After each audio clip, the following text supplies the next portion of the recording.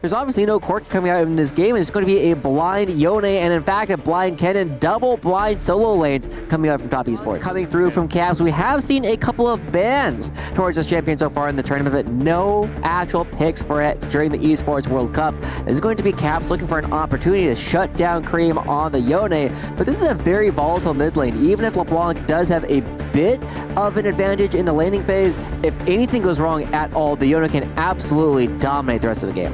It feels as though you just made your game needlessly a little bit harder, because even with all these tools, the Maokai and the Kennen are going to create so much zone control that Caps and Broken Blade are going to struggle to get in.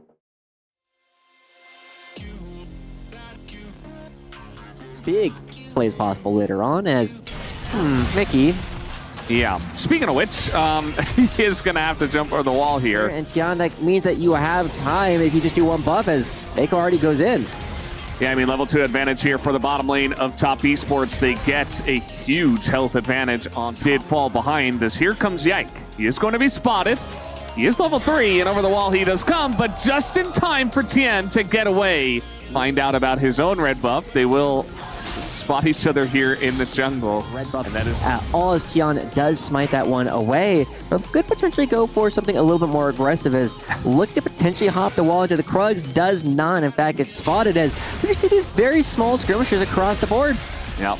We get supportal combat here on the bottom river. Didn't have anything to farm, finds themselves on the top side of the map, trying to create some opportunities for Broken Blade, but not going to be able to find that gank whatsoever, and Tian Zheng himself will allow Broken Blade to crash. Tian, once again, very proactive, looking for another angle here, maybe down on the bottom side of the map, as Ansama is going to find the tree once again, does proc that cleanse. At least some vision in the river and maybe poke their head in and see what they can see. As the ward goes in, the smite is there. No kills just quite yet though, Valdez, is everyone just able to get out of everything. I am expecting to see, whoa, not that. Yeah, the lease right at the end of it. Cream is going aggressively in, and Caps just on the run here, but gets knocked up. As the clone is going to be chased in the river. And meanwhile, down on the bottom side, here's Tan once again, and he's got Nature's Grasp. That will be the first blood given over to the Maokai. Yeah, Yike has not used his ult yet, and that is the dash out of 369, and here it is, the flash away, slicing Maelstrom immediately as Yike is under the turret. He's in a lot of trouble, and down he will go. 369 in the 1v2 will win it, but here is Caps in the top lane, and immediately he trades it back. So around the corner. Oh boy, meanwhile, looks like Broken Blade has overstayed his welcome. Mako looking to punish this one as he's in the alcove, and he can run around in there, but one Q will get the job done. Even Solar Flare as well, as somehow he gets a equalizer off actually to push the lane back. So yeah, but they could potentially still look for a dive on the bottom side as Mako leaves some pressure mid.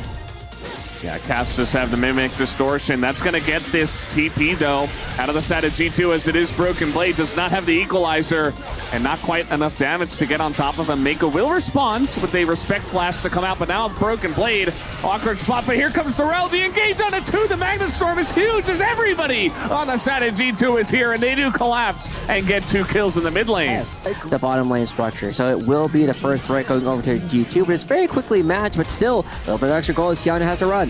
Yeah, he has to get away from this one, as a few could come down from Mickey X, and Tien just has to go back in. He knows he's going down here without much recourse, although here comes Cream. He's going to line up 2, and now the re-engage from the side of Top Esports. A lot of low health bars, but they can't quite get a kill. Finally, Jackie Love will get one, but he has to flash away. Mickey X, the second to eventually fall, as they're diving Jackie Love in the top lane, and they will take him down. But Cream is such a huge menace on this Yone, and that is going to be the route here. Unbound Soul comes in, and Broken Blade will give the double kill over to Cream. Push 369 away from the side of the map.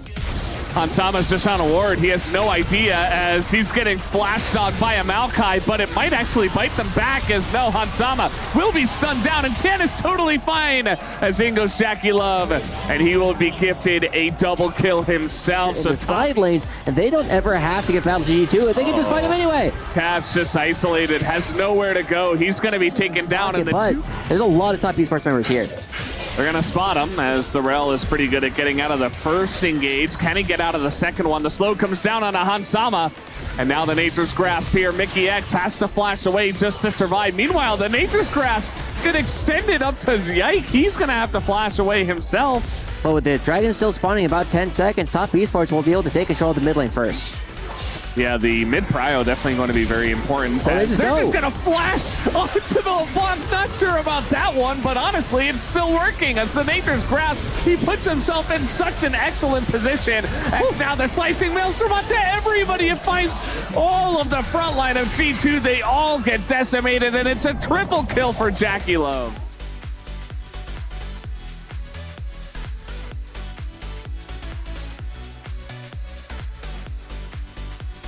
Specifically, especially once you begin to build some AP and you can just poke people down, as now looks like Caps is caught once again, but they're trying to get on top of Jackie Love, and they will. It's a shutdown out of the bars, but now they're so out of position, and everybody on the side of G2 is once again going to be caught up here. They sacrifice Jackie Love, but they take 3 people with them. In another team fight, Caps will try to do something, but he has nothing to say. Yeah, Caps, he's desperate to just try to do whatever he can, as now Yike is going to get into the backside of this pit, but Top Esports, they're not going to take any risks with this one. They're going to stop hitting the Baron. They immediately turn onto the Vi, and Yike doesn't really have an angle to get into this one. It is pretty low, and he nearly does get in there, but it's not quite going to happen. As now Mako, you see Mickey X, he's like, maybe I can get in on the action. Well, the answer is no. Well, I suppose he does get in on the action, but he'll just immediately die, as the kill will go over to Jackie Love, and Top Esports, they are running away with this game. Team fights from 369. We'll take a look at the replay once again. It's, you know, they get the pick. They're trying desperately to do what their comp does, which is press your Vi ult, get an equalizer on top, and get a kill, and they do that. But then this happens. Yeah, 369 finding a full ultimate on top of Hansama just means that the Varus goes down very quickly on Jackie Love. You have nothing left for the rest of the team, and now we'll see how many structures they can get. Ultimate's already out. Yeah, they're just pushing forward. The Nature's Grasp going to create so much room as Caps is just flying all over the map, and now Cream is going to get in there as well. The damage to Equalizer is actually very nice, but do they have the follow-up? It looks like the answer is absolutely no, as Cream just waltzing into 4 people. He even gets away alive. Not sure why he was walking that way, but and then they fight for Hextech Soul, as Caps might just die. The power of the Kaisa really being felt here, but did Jackie Love go too far? Top Esports going to be cleaning up the Dragon. They're going to be starting it, and Yike not even able to get to the Dragon. He just can't get in, and Mako's just the security guard right in the front. Hansama already has to cleanse before the fight even really begins. They find Yike, and he is just isolated. Down he goes. The equalizer doesn't hit anyone, and now Top Esports gonna send it right into that backline. It is an absolute decimation as they clean them up in the mid lane. G2 have to rely on Caps to try and do something to keep this game going. Oh, and he's just being dove on as well. The Maokai, you can't get away from that, as there is no follow-up. It doesn't matter. The rest of the team is just hitting the turrets. They don't care about the LeBlanc. You see Mickey X once again desperate to try to peel off of the Nexus, but it's not going to happen. Mickey X will go down, and Top Esports, now they're just playing with their food. This has not been a close 2-0, but it is a 2-0. Top Esports will move on to the finals of the Esports World Cup. They get the revenge for the win that G2 had at MSI, and they get a dominant victory. This is the second absolute dismantling of their opponents that Top Esports have had. They demolish Gen G, they take down G2, and now they only have one more opponent left before they can lift the trophy here in Riyadh. Yeah, honestly, just incredibly impressive stuff from these guys from Top Esports. They look unstoppable, and so far they have been. They have not dropped a single game, as we have highlighted. And man, who is going to stop them? There's only one team that has the potential, which will be T1, who Top Esports will face in the finals tomorrow.